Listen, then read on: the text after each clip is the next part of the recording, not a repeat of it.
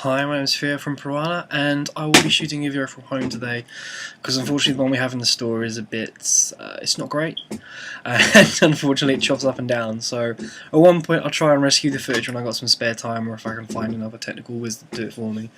But until then we'll do something behind the scenes, you know, at the place, and you can see where the posters end up after they've come down from the shop wall, mainly in different areas of the house to other people in the shop, but we do sell them as well, just so you guys know.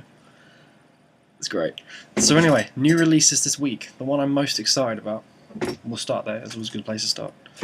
We have, I'll take out the plastic bag, Black Science. This is the new one from Remender on Image. He's making a return there, and it's kind of like a spiritual sequel to Fear Agent. You've got art by Matteo Scalera, as you can kind of see here. Quite nice. There's some delicious double page spreads as well. Absolutely fantastic stuff. I'll just quickly find one here. Slightly, maybe not quite PC, but it's great. It's good stuff. The writing's solid. The art's fantastic. It's probably one of those few books where everything just matches up and just meets in the middle perfectly. And his writing so far has been absolutely fantastic on almost every single thing he's done. So you've got the Uncanny X-Force run that he's doing, his current Uncanny Avengers run, which I'll talk about in a second. His Venom run was great. And then you've got his old classics like Fear Agent, and then there's a few others, I think Strange Girls, which I've yet to read, but it's probably great because it's Remender, so there we go. And if you want something a bit risque, XSX Zombies. Next one up, the next Remender title on the list. These are ones that I pulled from home, so unfortunately Infinity 6 isn't here. That will be coming in the weekend when I buy them all in the big bunch. Uncanny Avengers. Steven Dimmer's jumped on the art on this title, so it really getting some great things from here. Even though I've got some of that fantastic, realistic, yet there's quite a lot of grit to his art now. I think he's simplified a bit more than I think in his earlier stuff. But I think on this title it works a lot for the better, And you know, again, beautiful double page spreads. And to be honest, this is one of the books I'm surprised that not many people are reading in the shop from about issue 9, 10 onwards. We're kind of dealing with one of the biggest storylines going on at Marvel at the moment, the Ragnarok storyline. Dealing with the mutants and the Apocalypse twins. I mean, it has its roots in Uncanny X-Force, but reading from issue 9 onwards, you can get a very solid basis of what's going on, so I really do recommend picking it up, because you've got artists like Daniel Acuna. Jerome Oppenheimer, I think, did a couple of issues, I think somewhere around 7 and 8 if I remember correctly. Niven's done some work.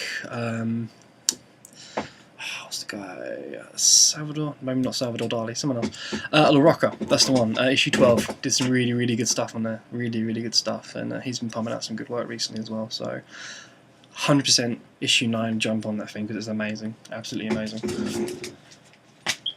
And also, keeping it strictly Marvel at the moment still, we've got Avengers Arena, the final issue in the Avengers Arena series. I've personally been really enjoying this book. It's been a really interesting storyline. They haven't had to stop anyone from dying. There's a lot of high stakes to it, and I think there's going to be some long-lasting ramifications. Obviously, they're not the biggest characters in the world, which kind of pulls away from that. But again, the writing itself stands up for itself. So if you can, if anyone's interested, I'll start pumping in some trades. I think you guys will really dig the stuff.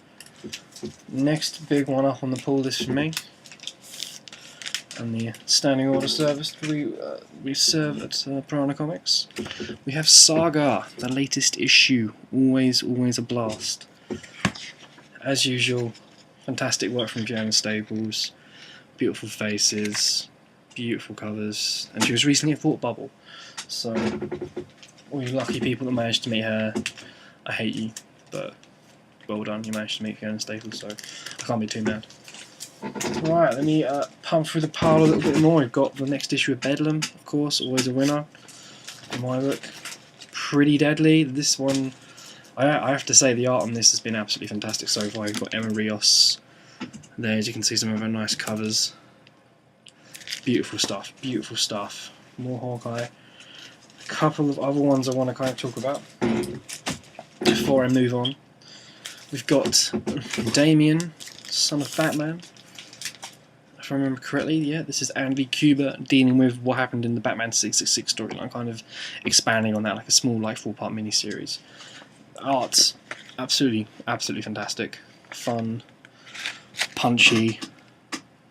I'd say touch of 90s, maybe a touch of 90s in there, but it works. It works. He works there. He really does. And I guess it's just quite nice, action-packed. It's a fun book. It's not gonna change your world or change your life, but it's gonna be great. It's gonna be a great read. So 100% get on that one. Really looking forward to that. Oh, let's have a quick cheeky sip. Ah, beautiful. The Powers Bureau. The reason I want to bring this one up is because it's the start of a new arc, and Bendis has been doing some fantastic stuff on this. If you're like a fan of X-Files, you like your characters more quirky, a bit more, let's say, sardonic is a good word to use. 100% get on it. The art's quite cartoony, so I know for some of you guys it's going to be a bit of a challenge, but I think if you stick with it, it will start to match you a bit more, because I mean, although his work is quite, it's very stylized, not very much like an animated series, there's still a level of darkness to it and a level of grit that kind of really works very well with the series. So new arc, get on it. It's a fun character. I've always really liked it, so give it a shot. And then also, which I don't have here, unfortunately, because I'm an idiot, Infinity Part 6 and New Avengers 12. They will be waiting for me in the big bundle at the shop, so I'm really excited for that, and they're finally clearing it off, and they're going into Inhumanity, which this week is going to be in the latest Avengers Assemble, and the latest Hulk title. So if you really want to feel like that, and you really want to get some more background information on that, which I know some of you guys really love to do, maybe jump the gun a little bit, jump on those, give it a try. Let me know what you think about them as well. I'll probably be giving them a read in the next coming days when I've got a spare moment. So yeah, get back to me, let me know, and we'll discuss it from there. I guess now I want to talk about a couple of small bits I've been reading, because I have to be slightly egocentric that way. It's fun. Ooh, damage in the printer. Lone Wolf and Cub. We've managed to get 1 to 6 of these in the shop. This is basically the book that Frank Miller worshipped. A lot of his art styles come from that, which you can kind of see a lot of his anatomy in the earlier days. You can really kind of see work on that. I'll turn on Facebook. There we go, cheeky. Really great series. I'd say definitely for the more mature reader. But also, if you're a big fan of manga and you haven't read this, I'd 100% go for it. You've got some, if I can just find some, got some beautiful art in there. Some fantastic fight scenes, especially at the start when he's jumping down a carriage with a baby inside it, sword in mouth. Fantastic stuff. Very much a Japanese honourable samurai adventure, which I personally am a huge fan of, so this is just tailor-made for me. I'm really enjoying it so far, so jump on it, guys. I say we've got the originals in the shop.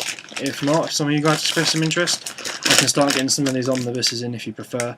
Let me know. We can make something happen. Next one. This is kind of my own personal thing. The second volume of this series, this is volume 1. It's just come into the shop. I picked it up because I am a huge fan of, I believe his name is Jose Juan Rip, or Juan Jose Rip. Let me have a look at the front. Juan Jose Rip. If someone knows how to say that, get back to me and I can stop looking like an idiot on webcam. As I say, his art is fantastic. It's almost like this gory, Frank Whiteley kind of style to it, and the story is this very big, long political thriller, death, violence, all the cool, great stuff that we all need and love. About a dude who finds out he's cloned, and then it all kind of tips off from there. But as I say, definitely a great one to go from. I think one of those underappreciated image titles, which for the life of me I can't understand why it's slipped by a few people. But now's your opportunity to get in. I'm throwing you a bone here, guys. Go for it. It's good stuff. I'm on about issue 8 now so far in the second trade. I only picked it up today, so that's about 3 issues done in a night. That's so good. That's how you know something's good. That's when you're blaring out the issues in one day. That's how you know. And finally, the Piece de Resistance. Stormwatch. Stormwatch. You can see the screen in there as well. There you go, infinite Stormwatches for you there. Warren Ellis' Stormwatch run has been one of the best things I've read in comics since I started doing this about a year and a bit ago. It's absolutely fantastic stuff, absolutely great. It's it kind of it introduces the whole morality of being a superhero. Does it very well. Introduces some hierarchy, like even the touch of Nietzsche is in this thing. Like when I saw that, I kind of knew this was one of those books I'm just going to absolutely enjoy. And even though it has that, it doesn't take itself so seriously to the point where it doesn't have fun, which I think is a very key thing. A lot of things, a lot of writers doing the whole morality play thing just kind of miss the fun side of things. Fun is very important to a comic book, and I think oh, there we go. I think Warren Ellis does it really well, and the art's decent, surprisingly decent for what I would say is a 90s image title. Back in whatever that says to you people. Fight past it, because although the art isn't great, it works. It really does work, and I really 100% recommend finding that one. There's a lot of guys out there I think would definitely overlook it. Give it another look, because once you've gone through that, you've gone through volumes 1 and 2, and I believe there's one more to come out, I think maybe a mini-series, and then you go into the Authority, which is probably going to be the epic pinnacle of that run. So 100% give it a try. I really recommend giving it a try pretty much to almost anyone who reads comics. Yeah, and just as a little side note, because I know a lot of you guys have been asking, we now have Wonder Woman 1 and 2 in stock in trade paperback.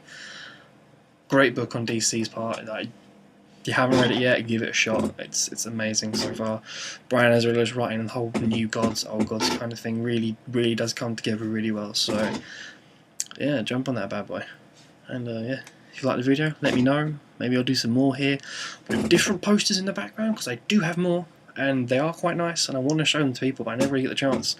Let me know. Thank you.